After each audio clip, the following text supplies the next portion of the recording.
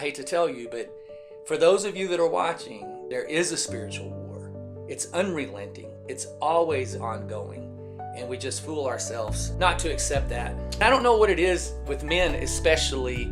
It's like we know innately that we're born into a war. We're always playing at war. We're in a spiritual war. I felt the enemy whisper, "You're worthless. You're never going to get this right. You say you're a Christian. If you're a Christian, why would you do what you just did? End it. Do us all a favor and end it." That's the enemy. He hates us. Get back up. Get back in the fight, because we need you. We need every able person to engage, and when you fail, get back up. And this poem, I hope, encourages you when you get hit and when you are at your lowest to get back up. So this is called A Warrior's Resolve. Hey, welcome to podcast number 2 of 40 Poems for 40 Years. I'm the author of the book 40 Poems for 40 Years, Greg Roller. And in this podcast, we're going to do the poem A Warrior's Resolve. The title, if I can title these, is We Are in a War. And I wanted to share, when this memory came to me. I was about 9 years old, and there was a guy a few years older than me, and he lived in our little neighborhood. And I came from a little small town in Oklahoma. Anyway, this friend of mine, his name was Reagan English, and he brought me over. His dad did pretty well financially, and he had some really cool toys, you know. And I'm sure for him, the shelf life had expired a long time ago. He was about 3 or 4 years older than me.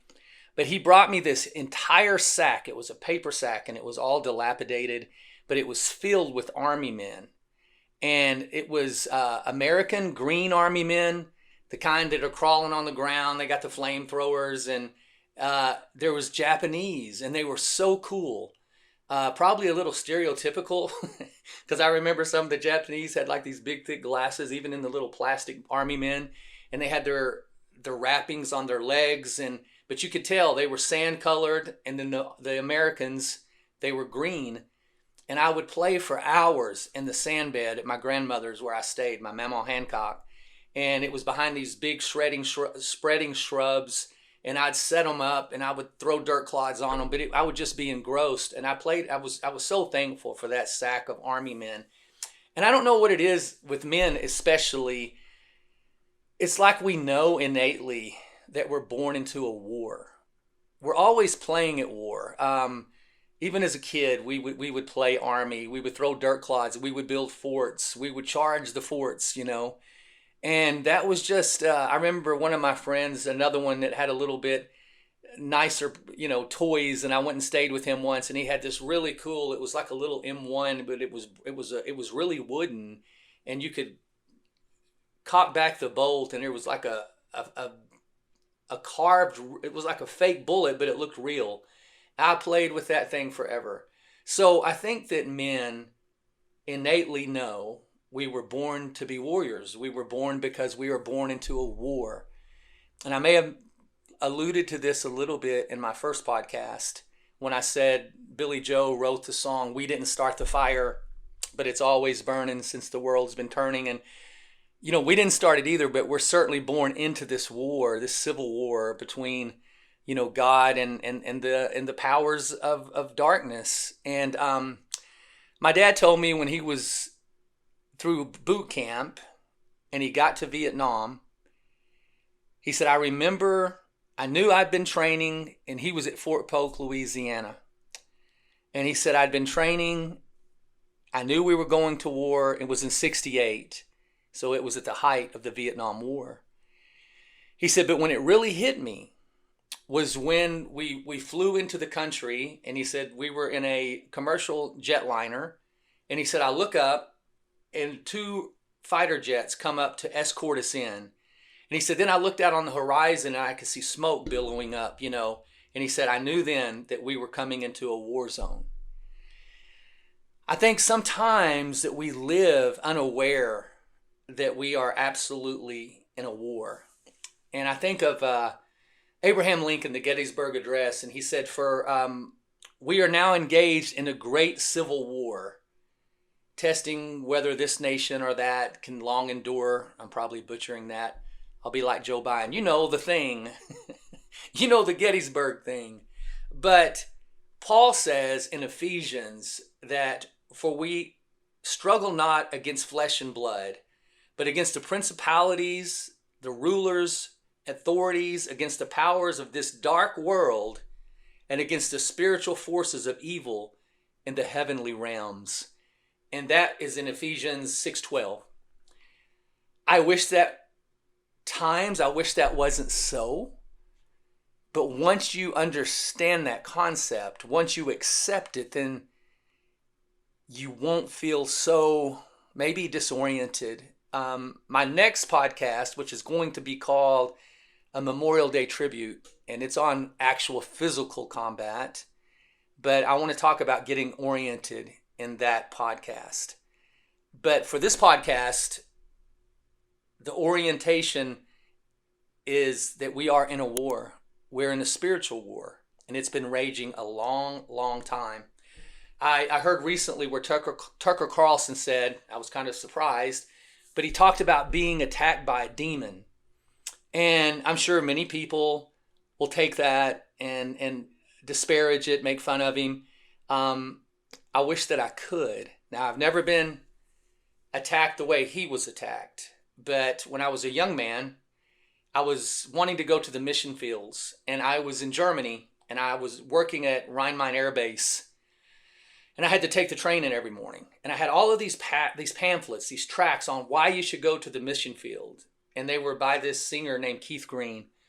And I was waiting on the train. It was like 4:30 in the morning, and this character just comes up, and he has a rain jacket on, and he has 2 bottles of wine in the front of this rain jacket. It's more like a trench coat. And he curtsies to me. And he's a very engaging man, and he speaks English. He has a little bit of an accent, but he told me that he was a street performer and that he would do these chalk drawings on the German, downtown Frankfurt, and people would pay him. And we talked. He talked about John Wayne. This is like 1987, 88 time frame. And he talked about American culture, and you could tell he really loved American culture. And so we talked, and he sat down next to me, and it was a really, really good conversation. And he glances down, and he sees these tracts, and he says, what is that? And I tell him, I'm a Christian and that I want to go to the mission field. There was an instant change. His whole demeanor changed. And he started to, I was young. I was like 21 or 22. But he acted like he pitied me. And he started to rub my head. He literally started to rub my head like this. And he said, poor boy, don't love God. Love your parents. Don't love God. And it was so awkward. Well, then he gets up and he goes over and he talks to this Turkish cleaning lady and her son, and he speaks another language. At this point, I'm just wanting the train to come. I just want to get on the train. This is a subway in Offenbach in Germany. And he finally comes back to me. And when he comes back to me, he has this haughtiness to him, and he sits down right next to me. And he said, I can speak 5 languages. I said, okay. I still wouldn't make eye contact with him. I'm just staring straight ahead, trying to will the train to come in. And it irritated him because I wouldn't look at him. And he puts his arm around me like I'm his buddy. Like, he's wanting to pull me to where I can see his face. And I never would look at him, but he leans down and turns his head back where I have to see him. Because he says, do you know why I can do this? And I was like, no. He said, because I am a devil and I am strong. And it was like the air got sucked out of the room. And I just thought, oh my gosh, did he just say that? Well, then the train comes, and when we get on the train, he's not finished. There was two seats in front of me, and then I'm sitting in a seat, and there's a seat empty. I'm by the window. He's catty corner. He's like this. And he sits back. He crosses his arms. He crosses his legs. He's very haughty, and he's just looking at me.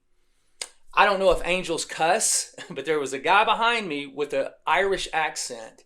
And the guy literally says, hey, why don't you fuck off and leave him alone, talking to the dude messing with me. Then he gets up and sits right next to me, this Irish guy. I feel like I'm in an Alice in Wonderland, book. He sits down. So I got this German guy saying he's the devil and he is strong. I got a guy from Ireland. And then the Turkish cleaning lady is still in the picture, but she's over on the other side of the subway train. And the guy that he's probably, the devil guy was probably 35 or 40. And this guy sitting next to me was probably 35 or 40. I'm 21, if that. And he just crosses his eyes and he's just giving this devil guy the death stare. And then I hear the lady, tell him that she's going to call the Polizei, the guy that was causing all the problems. The next stop, he got off. And I remember the guy that sat next to me. It was like he knew me. He was very inquisitive. Where are you from? Where are you going? Don't worry about him. Excuse me. Everything's fine. One of the most bizarre encounters that I've ever had in my life. And one real quick version, I won't go into the detail like I did on that, but I was interceding for this person one time. And I would wake up. God would wake me up like at 2 or 3 in the morning. And I would lay in front of this. I was in a little tiny apartment. And I would just lay on my face and I would just intercede. Well, this person called me and they said, "Are you praying for me?" And it was so strange. And I said, "No," I lied. And they said, "I want you to stop." And during that time, I woke up. It's like you're in a dream, but you're not. And there was a person or an entity, and it was on my thigh. And I could feel the pressure. It was like almost like you would see a crow or something on a branch, but it was the hands of this thing, and it was on my thigh, but it was tremendous weight, and I could see it out of my peripheral. And it had, I know this is like stereotypical, but it had glowing eyes, like golden glowing, and I would never look at it straight on, just like I wouldn't look at the guy at the German subway. But I heard it was this guttural growl, and I didn't look at it, and then it was gone. And I was afraid, but not like you would think. And I had a very good friend at the time. I still do. We've kind of, just the years have been pretty expansive between us, but I still stay in touch with him time to time. But at that time, I was really close to him, and I called him because I knew he would be able to comment on what happened to me in a very measured way. And I know there's Christians that see a devil in everything. They go to McDonald's and they're like, "Man, I saw 2 demons in my French fries." Or on the other side of the coin, they don't believe in anything. Like I'm sure that if people watch this podcast, they're going to think, "Yeah, he didn't really see a guy in the subway that was demonic. Maybe he saw a guy that was schizophrenic and he needs to go to his psychiatrist and get on some Abilify or something like that." I'm not going down that rabbit hole, but they don't want to believe that there's evil in this world. It's not schizophrenia. I'm not saying that's not a thing, but there are absolutely demonic entities, and there's a spiritual realm, and we fool ourselves to not accept that. And the closer you get to Jesus, especially if he's called you for a purpose, and the enemy, you're a threat. You're going to take fire. You're going to take hits. They always say you take the heaviest fire when you're over the target. And I hate to tell you, but for those of you that are watching that know what I'm talking about, you understand. There is a spiritual war. It's unrelenting. It's always ongoing, and we just fool ourselves not to accept that. I had a verse here I wrote, and it's the war between light and darkness. And it says here, "This is the verdict. Light has come into the world, but people loved darkness instead of light because their deeds were evil. Everyone who does evil hates the light and will not come into the light for fear that their deeds will be exposed. But whoever lives by the truth comes into the light so that it may be seen plainly that what they have done has been done in the sight of God." The light exposes everything, and children of the light, they want to come into the light. They want, even if they've sinned, they want to be cleansed. But the darkness people that love the darkness, they don't want to come into the light. It's self-explanatory. And it seems like sin, we want to hide. When Adam and Eve sinned, they hid, and God said, where are you? And they had covered themselves, the shame, and they covered themselves. And I have kind of a funny story.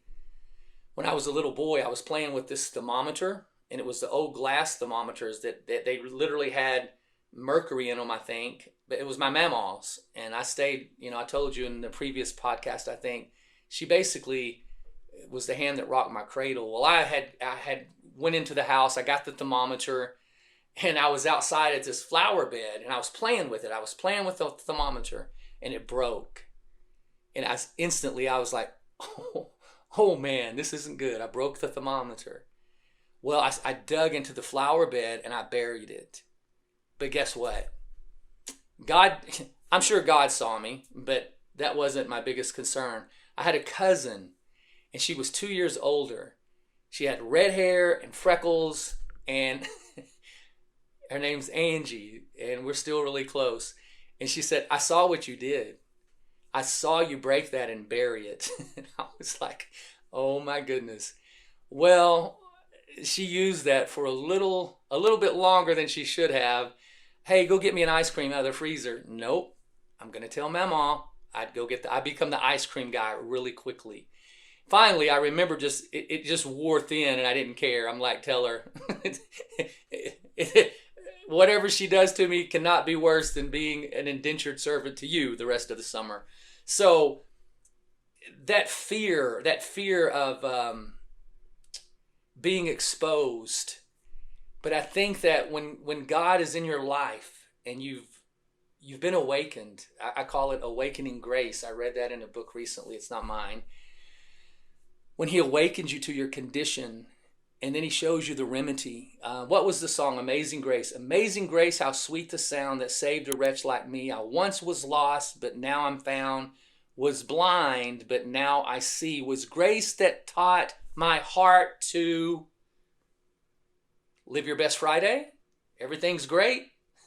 I'm Joe Osteen. I got, millions of dollars, and I got a big white smile. And every day's Friday. Was grace that taught me every day's Friday. Was grace that taught my heart to fear. That holy fear of God. And then my fears relieved. When I was in Germany, my second tour, I was praying one morning. It was really early. And it was about 4:30. I had to be at work super early. It was during the same time that I met the demonic man in that subway. But I would go out on this little balcony and I would pray. And I was about 21 years old. I was an infantry guy. I'd been in the airborne infantry. I'd been in the mechanized infantry, and I was married at this time. And my wife was in the Army. She was a pharmacy technician and a wonderful woman. A great blessing that I wasn't thankful for at the time. And I paid a price. But that morning when I was standing out there, it was really quiet. I could hear some distant traffic, and the bakeries in Germany. Sometimes when I would go to the subway, I could smell that morning bakery bread. Oh, it was awesome. And I could hear the bakeries, but it was relatively quiet because it was like 4:30. And I remember standing there, and I was just being silent. And then this breeze, it was like a rogue breeze that just blew through. Just a moment, and it broke the silence. And I had this awareness. I've never had this happen. Maybe once. I'm 61. I was 21. 40 years. But I remember in that moment, I felt loved, but I also felt exposed. I knew that this love was as pure as I'd ever known. And it had laid me bare. I felt exposed. I felt sinful. I was like, this is so other than me. I am of the earth. I'm a walking contradiction. I'm a rebel. But this person loves me, and it's a purity. And I just covered my hands over my face, and I wept. I'll never forget it. And it didn't last long. but it was so distinct and it was so real. And I think that we as a culture, we've lost that. And everything is about us. Everything's about your best Friday. And you go to college and you go to law school and you go to graduate school and you get the 2.5 kids and you get the SUV and you wear your yoga pants and you get your tan. And it's insane. And we're in the middle of a war. And he's a holy God. Yes, he loves us. He sent his son. But there's a holiness there that we've lost. And you will be undone. If you ever feel it, you know that it's real. And it's so other than what we are. We are of the earth. We are of time. He is of eternity. He's outside of us. Anyway, that was a very intense moment. And as I get closer to the poem, I'm looking at my time. I've got about 10 minutes. But I want to keep these at 30 minutes. And, the landscape that we're in now, I think of the political landscape, and I think about just the change. Everything seems to be just moving faster and faster. When I grew up, we had 2 little grocery stores in my little hick town, and very small universe that I lived in. And now, you could probably put 4 of those stores in one Walmart, that we have now. And you go to Walmart, it just seems to be so impersonal. I don't know how we've become so compliant that we'll stand there and do our own groceries. We check out our own groceries. It's crazy to me. I remember when I would go to those grocery stores with my mama as a little boy. But she knew the butcher, she knew everything. And they were so, when you went and checked out, the lady, she knew my grandmother. They would talk. I'd be standing there. They may give me some candy. They'd carry your grocery. It was just so personal and personable. And now we've just become on like just bees in a hive. And we just, we buzz in and out of Walmart and we become so disconnected. And I think it's by design. And this is for another topic, but just the hollowing out of the infrastructure of our country, the manufacturing. My papa worked for Ohio, which is over here. That's why I have that there. I'll explain these things behind me in another podcast, but that was who he worked for, Standard Oil of Ohio. And he was able to raise me, my little brother, all 4 of his daughters. My mama never worked, and that's an affront to her. She worked harder than anybody, but she didn't have a job. She was a homemaker, and she was a wonderful woman, a strong woman. One of my aunts said that she was the iron fist in a velvet glove. She was the Southern Baptist matriarch. And she, ironically enough, was a dyed-in-the-wool Democrat. And if she were alive today, the Democrats would run her out of town on a rail, as they say, because she believed in traditional marriage. She believed in the Bible, and she would be despised. Barack Obama, I think he said, they cling to their guns and their Bibles. She didn't have a gun, but she did cling to her Bible, and she clinged to the Jesus that was in that Bible. So Obama was,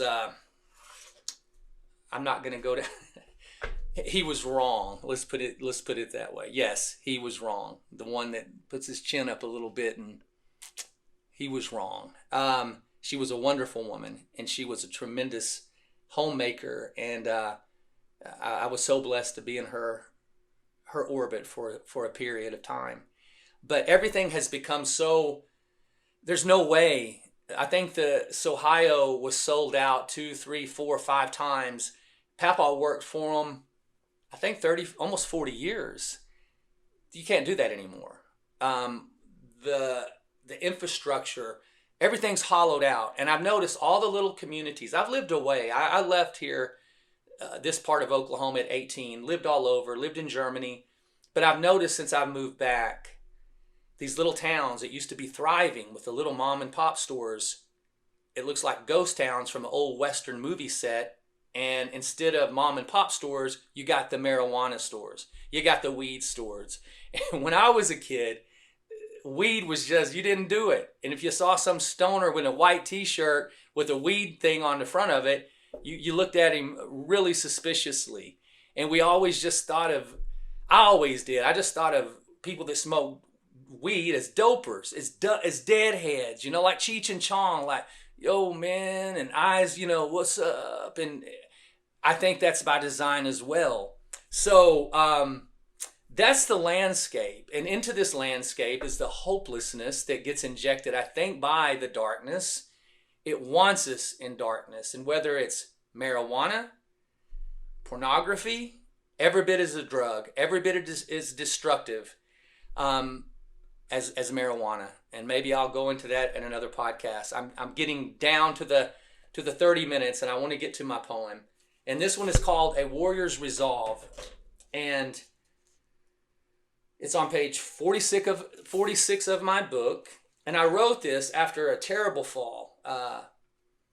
Man, I really had, I'd fallen hard, very hard. And this poem came to me, and it was to encourage me to get back into the fight. We're going to get hit, guys. If you play football, you're going to get hit. And you would be very naive to get out there, get hit, and say, why are they hitting me? Because you're playing football. We're in a spiritual war. And this poem, I hope, encourages you when you get hit and when you are at your lowest to get back up.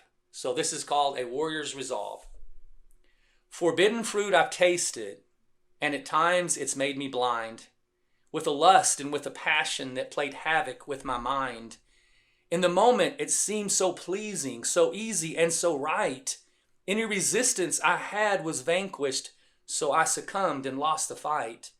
And wallowing in self-pity, in regret and deep despair, my accuser's words were vicious, my guilt suppressed my prayer. But somehow in the darkness a whisper pierced the night that spoke of love and longing and encouraged me to fight. The battle I lost was over, but the war was still in sight. And to the enemy I shouted, I've just begun to fight. For my captain is far greater, who is brighter than the sun, who calls for me to follow, to gain the victory he has won. So my gaze I fix and steady. I'll no longer believe the lies, despite the smoldering embers. From these ashes I will rise. And I'd just like to encourage you. A, we're in a war.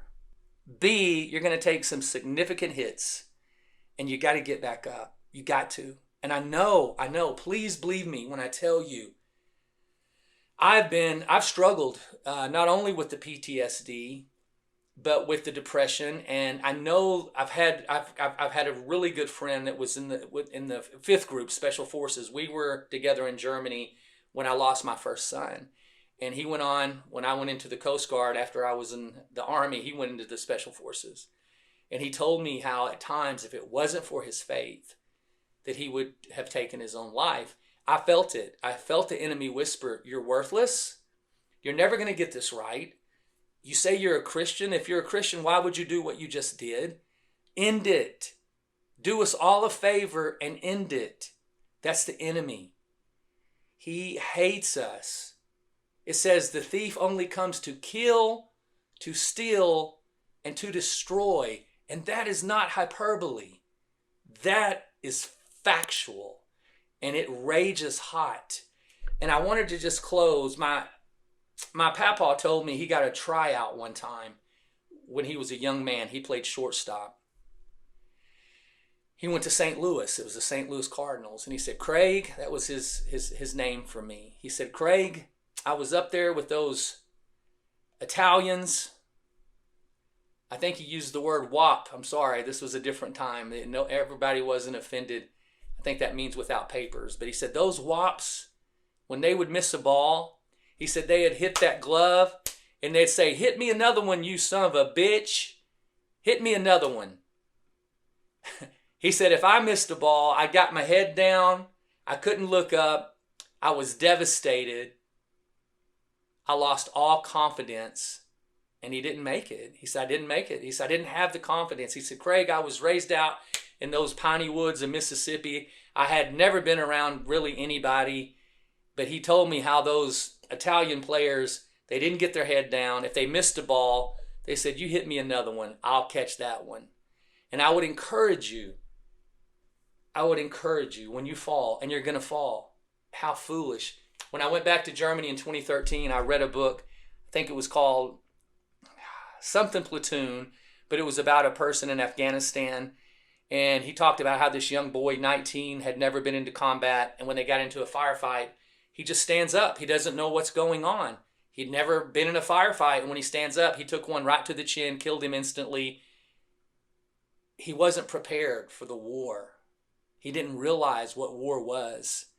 We are in a spiritual conflict that rages, and it's for eternity. It's not just temporal.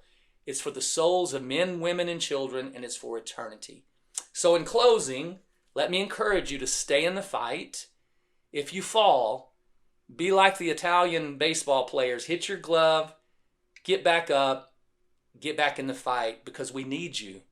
We need every able person to engage, and when you fail, get back up. Christ died for you. While we were yet sinners, Christ died for us. While we were sinners. If he did that while we were sinners, how much more will he support us? How much more will he be for us now that we are his? Thank you for watching. I will see you next time.